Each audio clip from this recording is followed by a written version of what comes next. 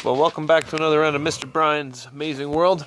Today I figured I'd show you the boiler here, and I've had quite a few inquiries about this. Oh man, all these pigs are making noise. Let me throw them a little food so they shut the hell up. That'll buy me a few minutes with them. Anyway, back to the boiler. Oh, they touched the electric fence. That'll teach them. Well, you'd think it would, but it really doesn't. Anyway, this boiler here was built back in 2005, I would say. And basically I had $2,000 to go buy propane, and I really didn't want to spend the money to buy propane. I had tons of firewood, so I figured let me buy the steel and see what I can do as far as making something that would burn wood and heat the house. I have radiant floor heating throughout my house. And what I came up with was this thing.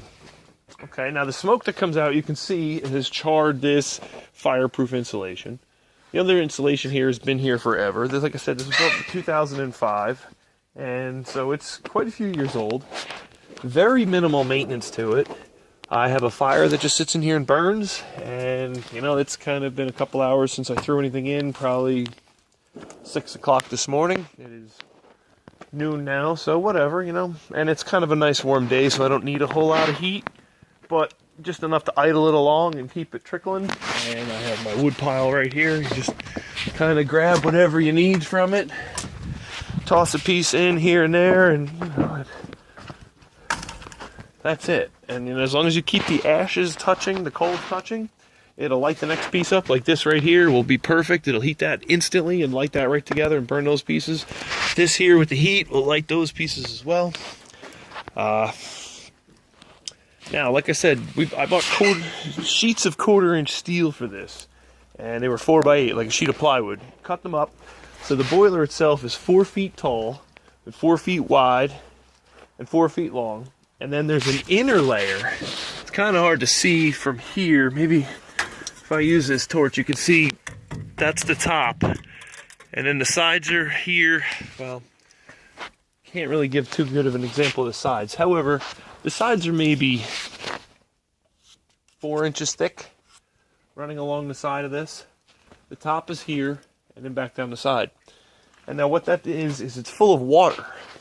So that box inside is 3 foot by 3 foot by 3 foot. So you have this fire going, and you heat the water up, and you just circulate the water back through your house. Works really, really well. I built this old style thing to control the flow for the air volume of how much has to go through here. And the chimney, you can't see, it's back there. I managed to scrounge a really nice big old piece of chimney out of an old townhouse that we were tearing apart. And I have the firebox back here as well. Or the chimney box, I should say, not the firebox. And you know, I mean, I'm touching it. It probably gets a lot hotter than this. And sometimes this sucker will really glow, but it's a double wall insulation.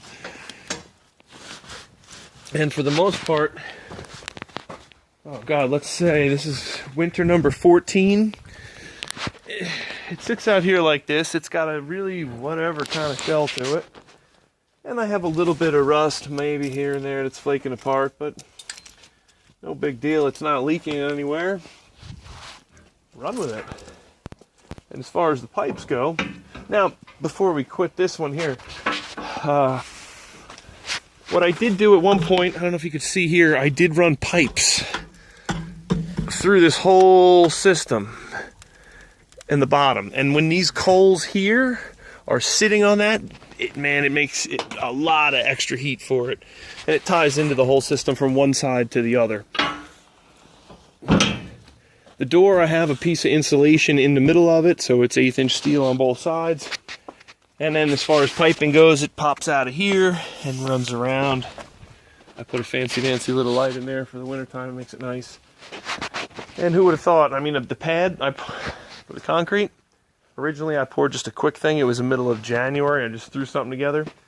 Well, it melted. It like fell apart. Well, it didn't melt, but it was only 2-inch thick concrete, a couple bags thrown in there, and it just fell right through the whole thing in the mud. So I poured a 10-inch thick slab on this, so it is solid. It's not moving anywhere. It hasn't gone anywhere. We even just left the forms on it. just to protect the concrete and kind of keep it nice. And like I said, 13, 14, 15 years later, it's still just working very well. And every year I try to add a little bit more to it, a little better insulation, a little more siding, better chimney, some lights. And then I ended up building the wood shed for it so I could store wood. It's pretty cool. Like I said, it saves me probably $4,000 a year on heat at this point. And yeah, I have to come out here and load it and burn firewood, but sure beats paying for oil or propane or any of the electric. And I kind of like that I was able to build this and use this on the homestead. So I hope you liked the video, and if you do, please subscribe. Thanks for watching. It's Mr. Brian's Amazing World, and you all have a great day.